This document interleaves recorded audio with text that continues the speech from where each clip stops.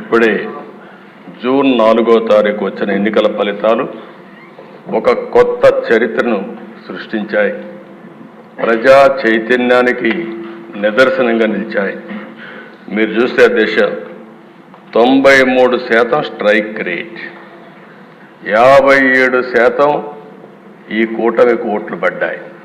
ఇది నా రాజకీయ జీవితంలో ఏ పార్టీ కూడా, నందమూరి తారక రామారావు గారు పార్టీ పెట్టినప్పుడు కానీ 94లో కూడా రాలేదంటే అది ప్రజలు మన మీద పెట్టుకున్న నమ్మకం అనే విషయం మనందరం గుర్తుంచుకోవాల్సిన అవసరం ఉంది.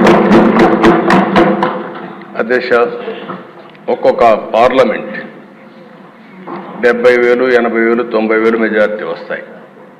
అలాంటిది 95,000 మెజారిటీ ఒక అసెంబ్లీలో వచ్చిందంటే నేను మనస్ఫూర్తిగా అభినందిస్తున్న గాజువాకలో 95,000 మెజారిటీ.